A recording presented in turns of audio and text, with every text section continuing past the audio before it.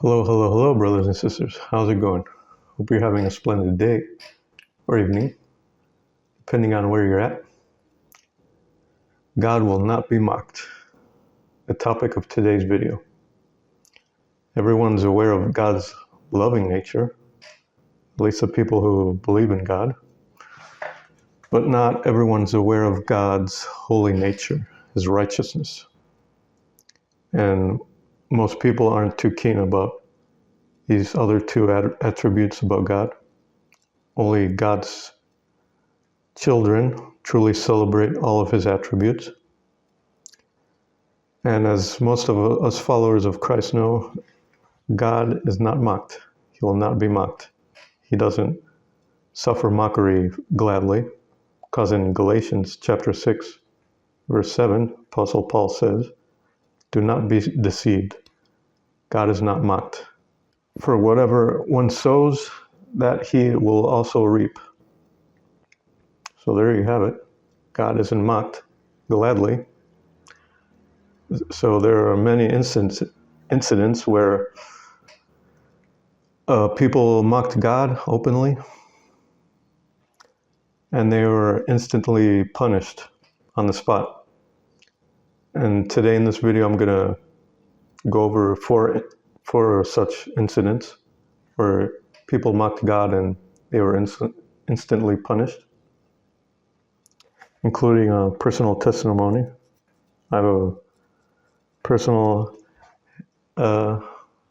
first-hand experience with this, brothers and sisters. So watch this video until the very end in order to get the personal testimony, my friends. So the first incident is about a female comedian named Heather McDonald. She was one day she was doing her stand-up bit, one of her stand-up bits, and she was bragging about all these, you know what she did, claiming she was fine, she was healthy, she was doing all these meet and greets, and then all of a sudden she says, "Jesus must love me," or something to that effect. I don't remember her exact words. And then all of a sudden, a second or two later, she got dizzy and fell to the ground. She fractured her skull. She didn't die or anything, but I don't think it was a coincidence. The timing of it was eerie. I mean, the older I get, the less and less I believe in coincidences. I think it was a instant punishment from God. You know, there are clips of this on YouTube if you want to go watch it. Just put in the search Heather McDonald, comedian, punishment, keywords. I could put this clip in this video, but I'm not going to do it because YouTube is a little bit weird about these things. It might flag my video if I put a clip of this. So if you want to go check it out, you can do so on YouTube. Just put the keywords in and the video will pop up. And the second incident is about someone was preaching in a church. I don't know if it was a pastor of the church or not. Maybe a guest speaker. He was pro-LGBTQ. He was saying some stuff like the LGBTQ community can contribute to the gospel. I don't remember what exactly he was saying, but it was heresy. He was pro-LGBTQ, and as we all know, us followers of Christ, this stuff is an abomination to the Lord. And as he was preaching, the lights went out. There was a power outage, and there was a lightning and thunder outside. And he was laughing. And so were the people who were listening to him. So I don't think that was a coincidence either.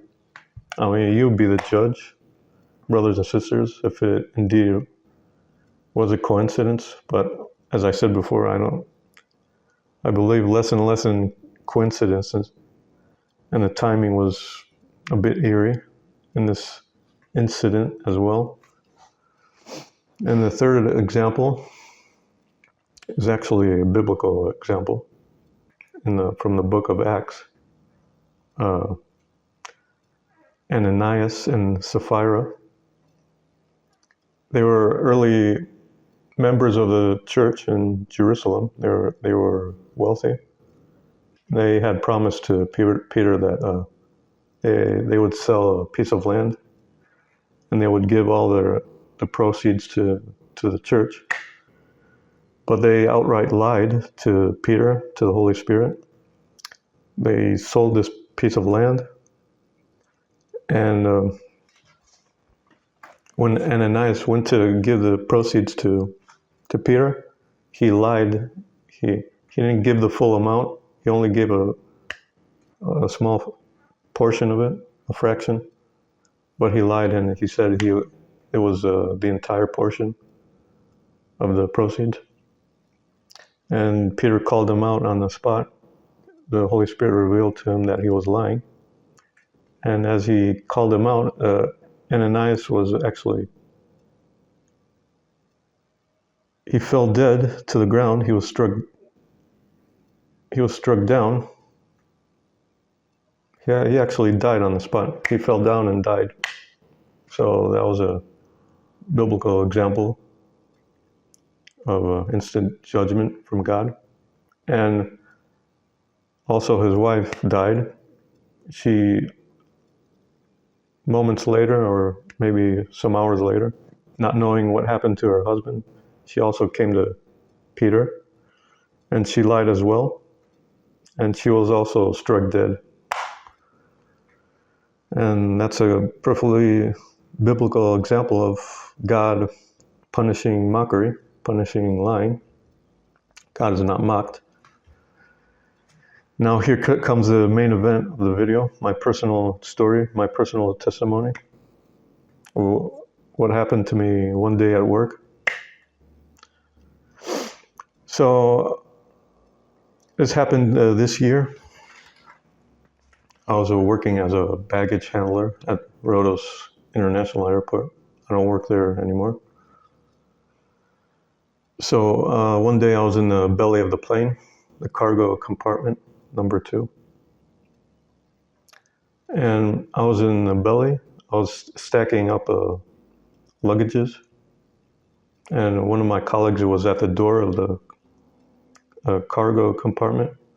He was tossing me the luggages that were coming from the conveyor belt. I'm going to put some footage and some pictures here to illustrate how these things look like.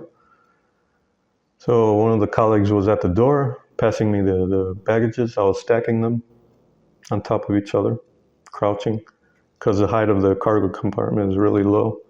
You have to either be crouching or on your knees. So it's pretty physically demanding, especially on the lower back. And one or two other colleagues were down on the apron or the ramp. The ramp or the apron is what we call the area where the planes are parked, the airplanes. So these other colleagues were downstairs putting the luggages on the conveyor belt from the baggage cart. I'll put a picture of what the baggage cart looks like. And I don't remember what exactly, something happened that got my colleague at the door angry. I think one of the straps from one of the luggages got caught up in the conveyor belt, and it got stuck on the conveyor belt. So he was trying to free up the luggage. And as he was trying to do so, he got angry and he started blaspheming Jesus. And a few minutes later, as we finished loading up the cargo compartment, the ramp agent came. The ramp agent is like a middleman that relays information from the pilot to us. The pilot wants a certain distribution of weight in the plane. For example, he tells us to put 30 pieces of luggage, cargo compartment 2. 15, for example, in cargo compartment 4 and the rest in cargo compartment 3, for example.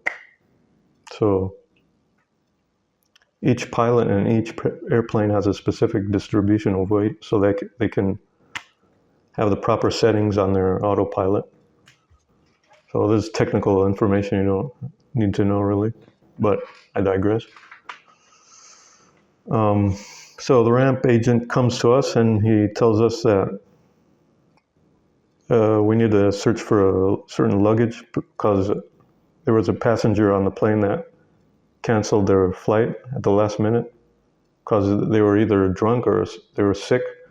This happens fairly often that someone cancels their flight at the last minute because they're drunk, or some elderly person that's sick that they can't travel and they decide not to travel at the last minute. So we already loaded this person's luggage in the cargo compartment, but now we have to go look for it because he canceled his flight. And the ramp agent puts the number of the luggage, he writes it down on a piece of paper. So I take a piece of paper and I have to go rummage through all those luggages that I had just stacked on each other. And this is a pretty tedious procedure to rummage through all these luggages that I just stacked. And it turned out, if I remember correctly, it was the very first or the very second luggage that I had loaded in there.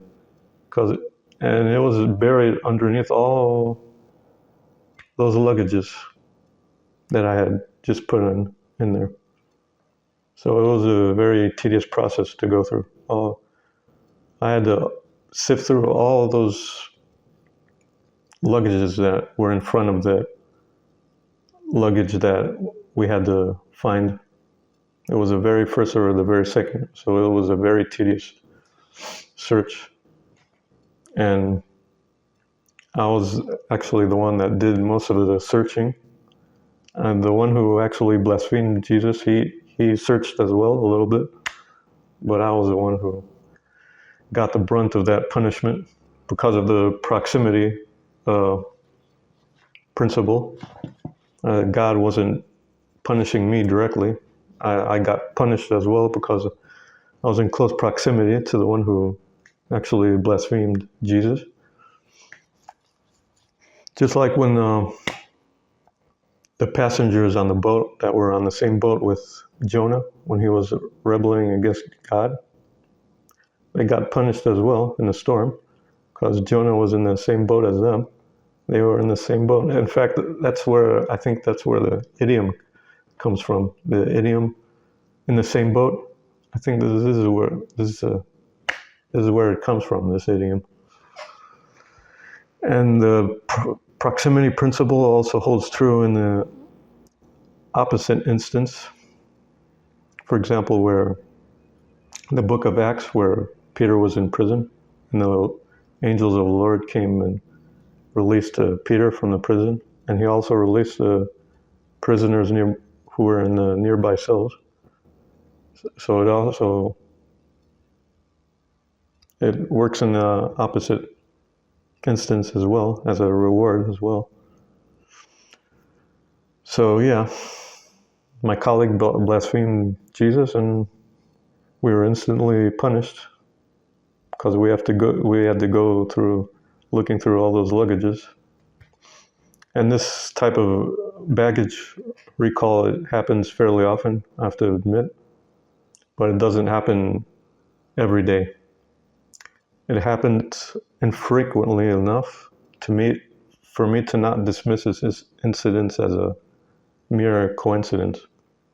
Like I said, I believe less and less in coincidences as the time goes on, brothers and sisters. Well, was this a coincidence? You be the judge, of course, my friend. So yeah, in conclusion, and I confronted this colleague afterwards. I told him, you blasphemed Jesus, and We had to search for that missing luggage. So that wasn't a coincidence. We were instantly punished.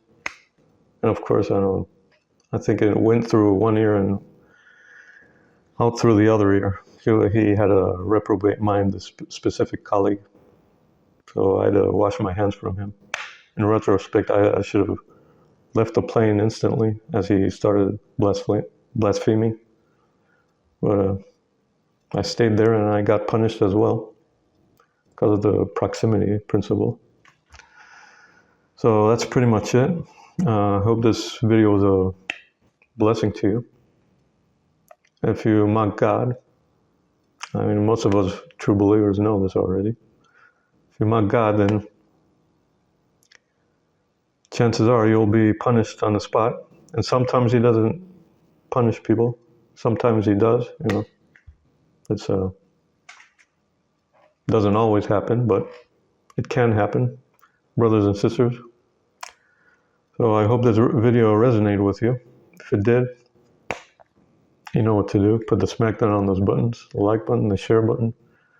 Comment down below what you think. If you had a personal story about this.